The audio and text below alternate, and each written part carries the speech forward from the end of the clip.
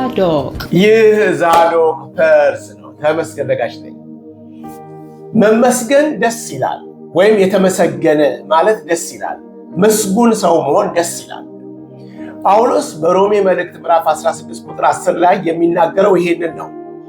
ምን አይነት ሰው ነው ጳውሎስ እያመሰገነ ያለው ብለን በምዕራፍ 16 ቁጥር 10 ላይ በተለይ ጳውሎስ የሮሜን ደብዳቤ ጽፎ ሲጨርስ በመጨረሻው የሰላምታው ላይ በየስም እየጠራ ሰላም ሲላቸው ወይም ሰላምታ ሲያቀርብላቸው በመሃል በምዕራፍ 16 ቁጥር 10 ላይ የተመሰገነ ሰውን ያነሳል፣ ወይም የሚያመሰግነውን ሰው ያነሳል። እንዲህ ብሎ ይናገራል።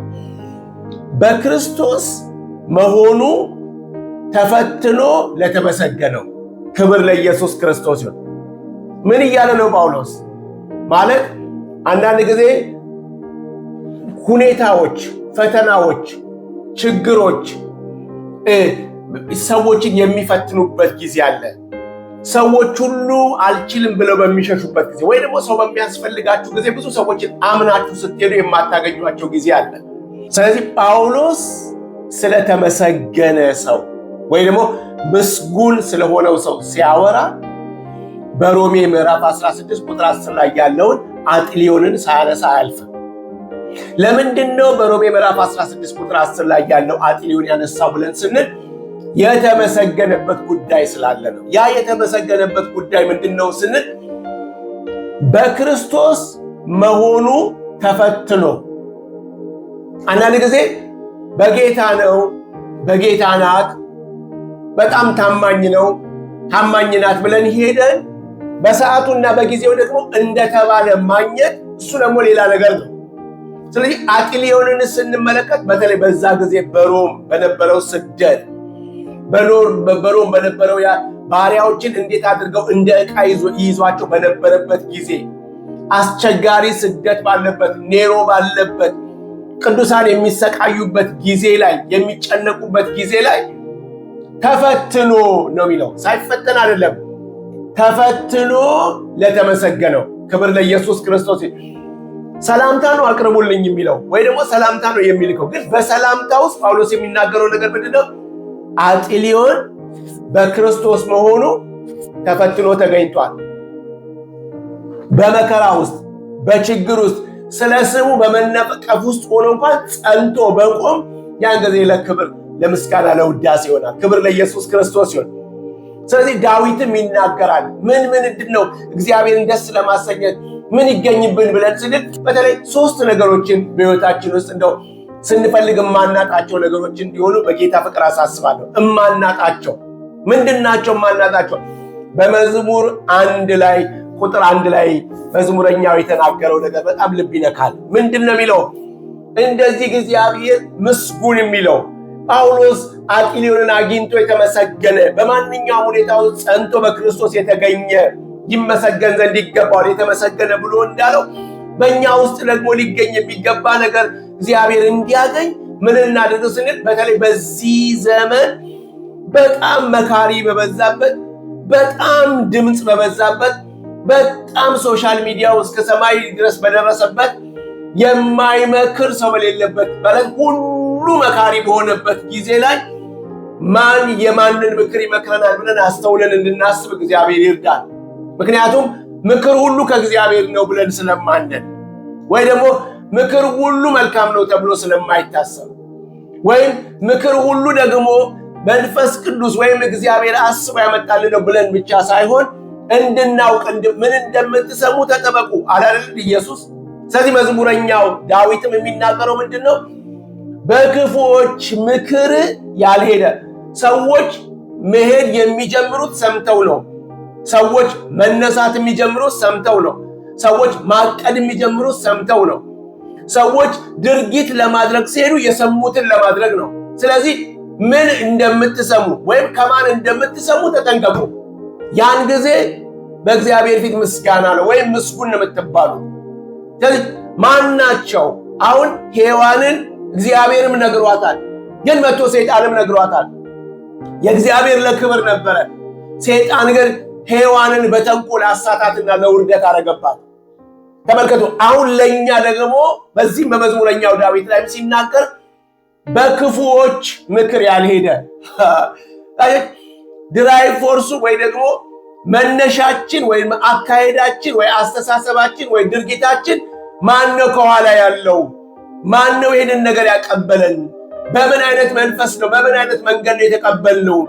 እግዚአብሔር ምስጉን በሚለው እግዚአብሔር ደስ በሚሰኝበት በክርስቶስ መሆናችን ተፈትነን በምንገኝበት መንገድ እንድንኖር ያደርገናል ወይስ ደግሞ በሌላ መንገድ እንድንሄድ ያደርገናል? ስለዚህ አረማመድ፣ አካሄድ የተሞላውን ነገር ነው ወገኖች። ብዙ ጊዜ ኦፍኮርስ ሰይጣንን እንቃወመዋለን፣ ስራውን እናፈርሳለን። ግን ደግሞ የምናስበውንም ደግሞ እንድንቆጣጠር እግዚአብሔር ይርዳል። ፍላጎታችን፣ ስሜታችን፣ ሐሳባችን ወይ ደግሞ ትክክለኛ መልእክት ሳንሰማ ሄደን እየተጎዳን ሰይጣን ነው ብቻ እንዳንል። ስለዚህ ከማን ነው የሰማነው ምክሩን?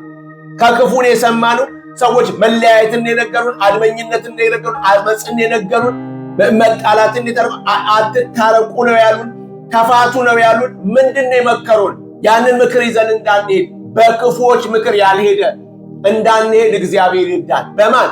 በክፉዎች ምክር፣ እንደ እግዚአብሔር ሐሳብ ባልሆነ ምክር፣ ከእግዚአብሔር ባልሆነ ከእግዚአብሔር ቃል ውጭና ተቃራኒ ከሆነው ምክር ከሱ ውጪ በሆነ መንገድ እንዳንሄድ እግዚአብሔር ይርዳል።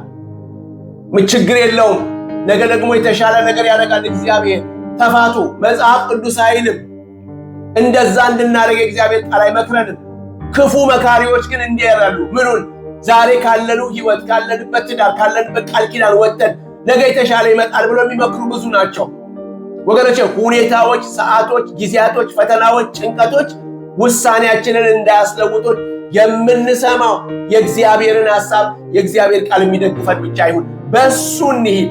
ስለዚህ በክፉዎች ምን ያላለ ያልሄደ ያድርግልን፣ አንሂድ። በማን? እግዚአብሔር በሚለን እንድንሄድ እግዚአብሔር ይርዳል። ሁለተኛ ላይ ያልቆመ ይለናል። የት ነው ኤግዛክትሊ? አሁንስ አልሄድንም አይደለ? አንሄድም ብለናል። ደግሞ የት ነው የምንቆመው? ሎጥን በዙሪያዋ አትቁም። ምክንያቱም እግዚአብሔር ባዘነበት ኃጢአቱ እስከ ሰማይ በደረሰበት በሶዶምና በጎሞራ ቆሞ በዛ ቦታ ላይ እንዲያገኘው እግዚአብሔር አይፈልግም። ውጣ ከሆነ ሽሽ ከሆነ ተለይ ከሆነ መለየት ነው። አትቁም አትቁም ነው። ክብር በኃጢአተኞች እግዚአብሔር ባልፈቀደበት እግዚአብሔር ባልፈለገበት መንገድ አትቁም። ዋው!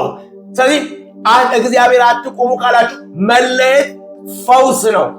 አንዳንድ ጊዜ አብረን የምናለቅሰው ጉዳይ ሊኖር ይችላል፣ የምንጸልየው ጉዳይ ሊኖር ይችላል። ግን የምንለየውም ደግሞ ነገር ይኖራል። እሱን እንድንለይ እግዚአብሔር አቅምና ጉልበት ይስጠን። ከይሉኝታ ወጥተን ከማስመሰል ወጥተን ራሳችንን አስጨንቀን ሌላ ማይል ሄደን የምንጎዳበትን እንዳይሆን እግዚአብሔር ውጡ ሲል መውጣት፣ እግዚአብሔር ተለዩ ሲል መለየት፣ እግዚአብሔር አትቁሙ ሲል አለመቆም በኢየሱስ ስም ይሁንልን። ስለዚህ በኃጢአተኞች መንገድ ያልቆመ አንዳንድ ጊዜ እኮ በመቆም መተባበርም ጭምር ነው ወገኖች። እኛ የቆምንበት ቦታ ላይ ጥፋት እያለ፣ አመፅ እያለ፣ ኃጢአት እያለ፣ ክፋት እያለ፣ በደል እያለ እዛው ስንገኝ ባንናገር እንኳን እየተባበርን ነው ወገኖች።